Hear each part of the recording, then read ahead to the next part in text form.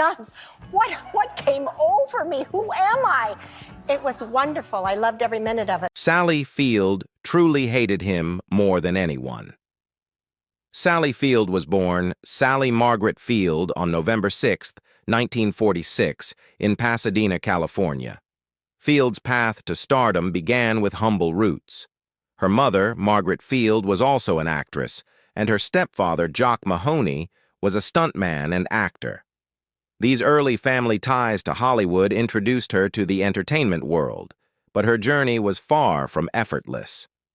Sally's childhood was marked by emotional challenges and the difficulties of living in a blended family. She often described herself as shy and insecure, yet her natural talent and charisma soon shone through. After graduating from Birmingham High School in Van Nuys, she landed her first big break in television, a moment that would define the start of her career.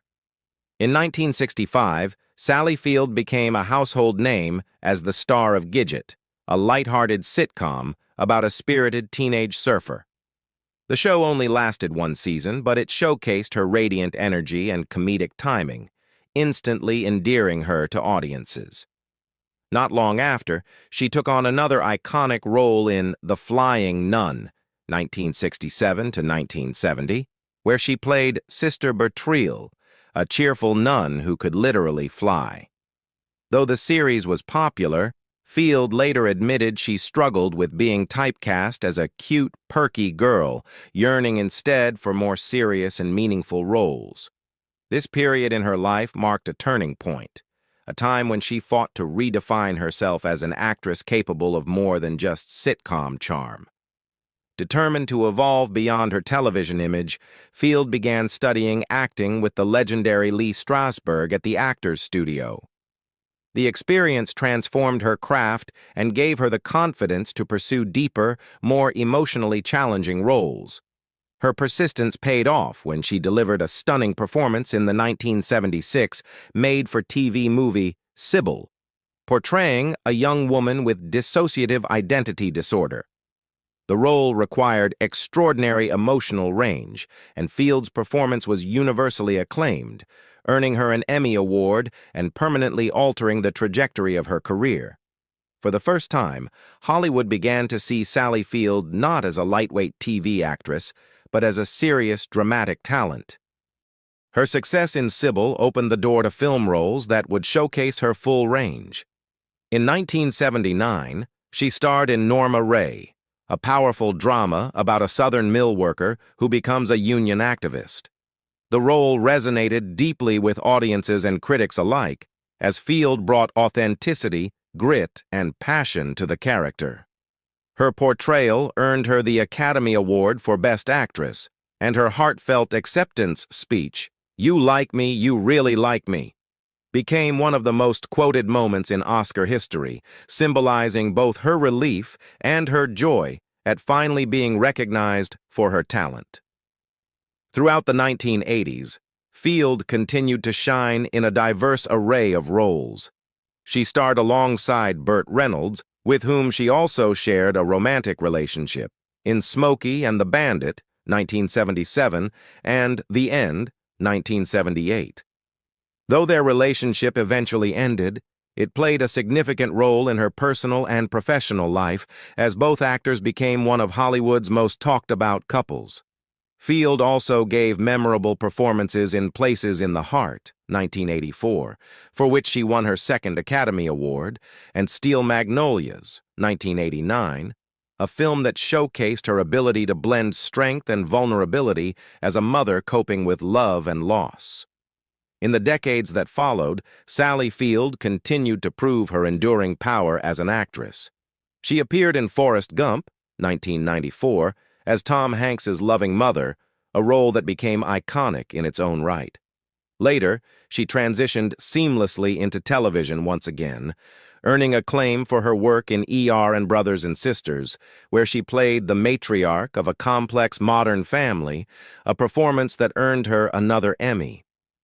Even as she entered her 70s, Field continued to take on roles that challenged her, including her Broadway performance in The Glass Menagerie and her portrayal of Mary Todd Lincoln in Steven Spielberg's Lincoln, 2012, for which she received yet another Oscar nomination. Beyond her on-screen accomplishments, Sally Field has also been an outspoken advocate for women's rights, LGBTQ+ equality, and mental health awareness. Her openness about her struggles with self-esteem and her candid memoir, In Pieces, 2018, gave fans an intimate glimpse into her personal life, her triumphs, heartbreaks, and resilience. The memoir revealed the strength behind her vulnerability, resonating with readers who admired her courage and authenticity. Sally Field's personal life, much like her illustrious career, has been filled with moments of love, partnership, and personal growth that reflect her strength and independence as both a woman and an artist.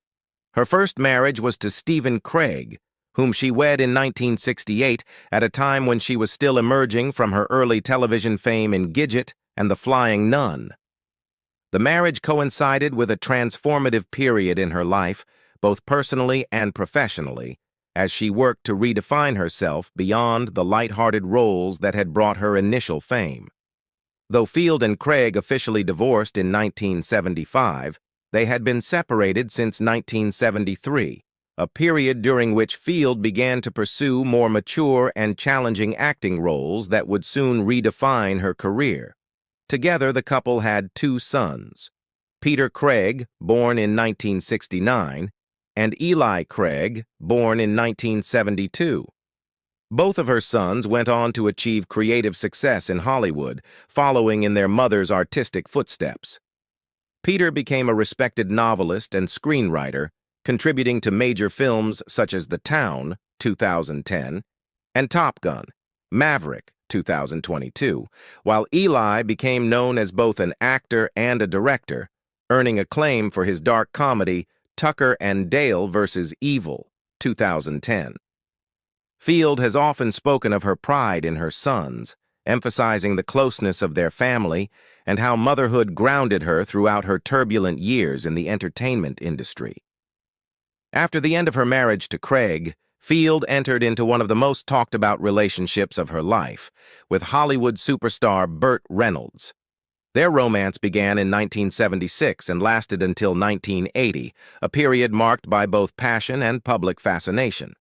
The two met while filming the action comedy Smokey and the Bandit, 1977, which became a box office phenomenon and turned them into one of the most beloved on-screen and off-screen couples of the late 1970s.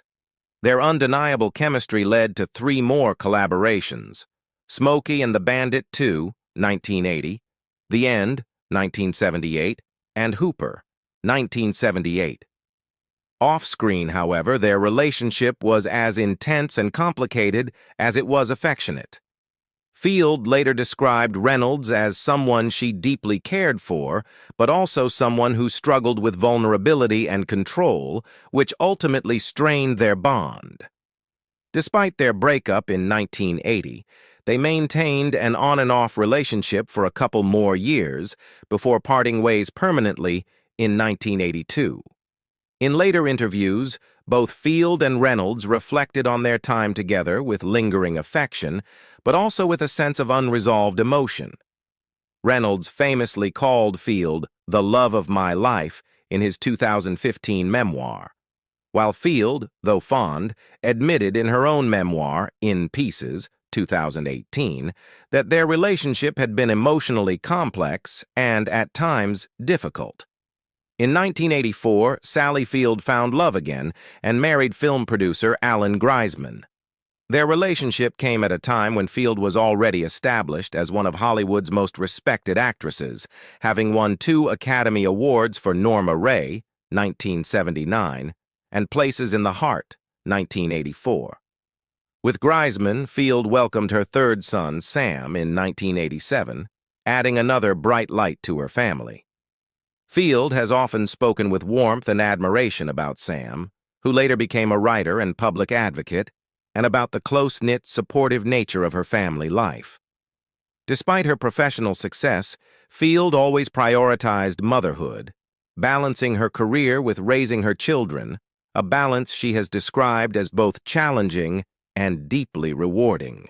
However, as with many relationships in Hollywood, her marriage to Griezmann eventually came to an end, and the couple divorced in 1994 after a decade together. Over the years, many stories have emerged from Hollywood film sets about actors clashing behind the scenes, but few rival the tension that reportedly existed between Sally Field and Tommy Lee Jones. Though both are respected, Oscar-winning actors known for their immense talent and professionalism, their working relationship during the making of Back Roads, 1981, was infamously turbulent. Sally Field, who has always been candid about her experiences in Hollywood, did not hold back when discussing her feelings toward Jones. "I have worked with difficult men before," she once remarked, "but Tommy was something else entirely. He was impossible to deal with. I truly hated him more than anyone I'd ever worked with."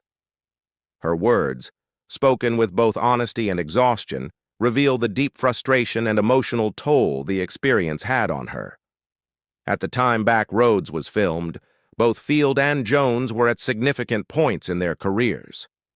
Sally Field had already proven her dramatic range with acclaimed performances in Norma Ray, 1979, and Smokey and the Bandit, 1977, while Tommy Lee Jones was building a reputation for intensity, grit, and an almost intimidating seriousness toward his craft. Their chemistry on screen may have seemed raw and believable, but it was largely fueled by genuine hostility off-camera. Field later admitted that much of the tension in their scenes did not require acting, it was real. "Every look, every line between us was loaded," she said.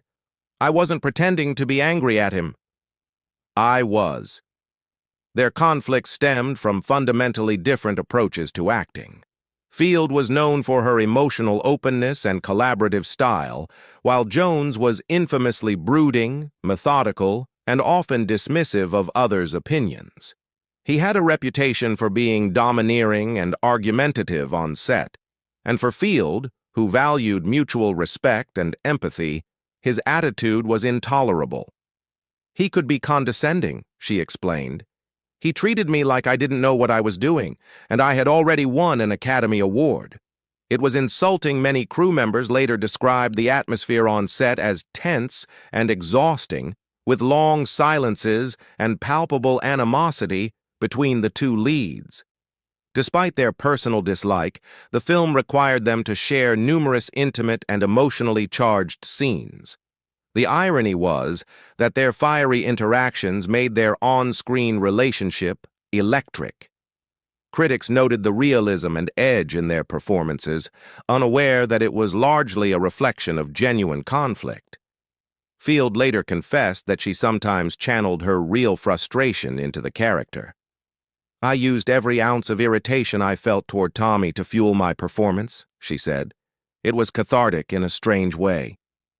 Yet once filming wrapped, she made it clear that she would never work with him again.